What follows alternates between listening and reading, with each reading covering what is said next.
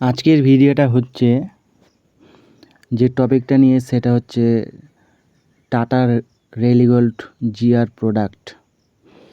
এটা আমরা বিশেষ করে অনেক চাষিরাই এই প্রোডাক্টটার সঙ্গে পরিচিত। তো কথা হচ্ছে এই টাটা রেলিগোল্ডটা কী সেটা নিয়েই আজকে বিস্তারিত কথা বলবো, আর এর কাজ কী এগুলো নিয়েই আজকে কথা বলবো। তো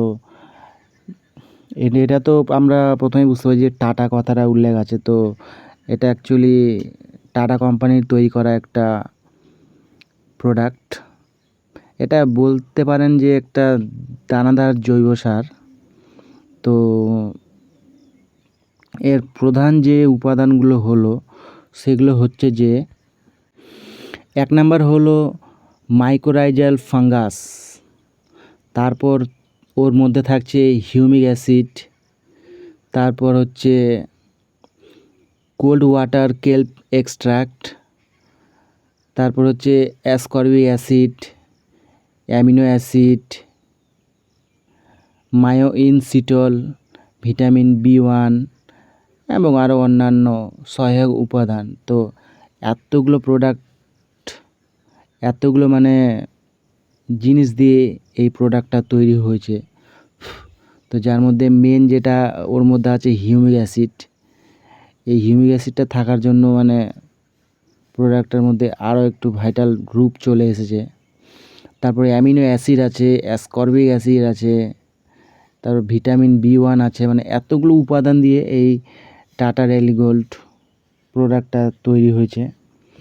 তো এখন যদি বলি এটা কি কাজ করে, ঠিক আছে। এটার মূল কাজ হচ্ছে এটা গাছের শেকড় বৃদ্ধিতে ভালো কাজ করে।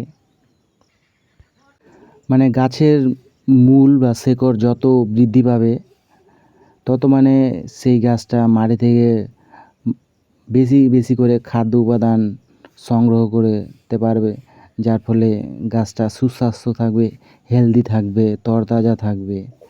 তারপর এটা মাটির যেটা পিএইচ লেভেল সেটাকে কন্ট্রোল করে। তারপর হচ্ছে মাটিতে জল ধারণ ক্ষমতাটা বাড়ায়। দেখবেন কখনো করে খুব খরা, আবার কখনো করে খুব বৃষ্টি।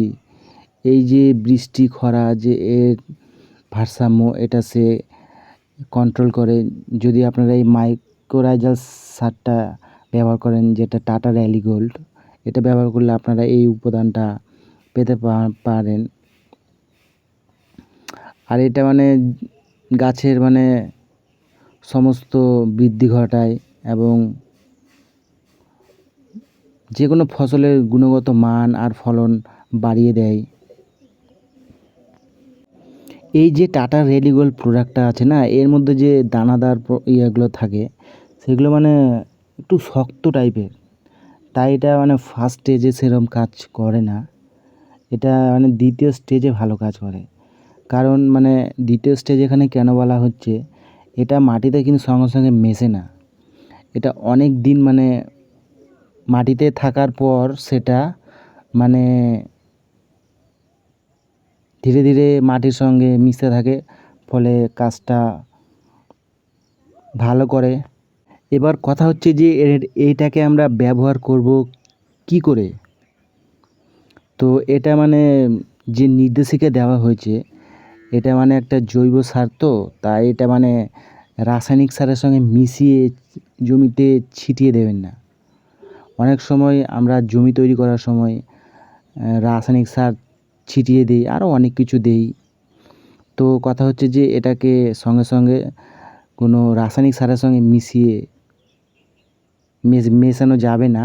এটা রাসায়নিক সার প্রয়োগ করার মিনিমাম 10 দিন আগে জমিতে ছড়িয়ে দিতে হবে, না হলে বা রাসায়নিক সার দেওয়ার 10 দিন পরে যদি ছড়িয়ে দেন তাহলে এটার আমরা যে কাজটা সেটা পাবো। এটার মাত্রা ডোজ কত, তো আমরা যদি বিঘা প্রতি বলি 33 শতক, তাহলে এটা আমরা এই টাটা রেলিগোল্ডটা 2 কেজি ব্যবহার করতে পারি বিঘা প্রতি।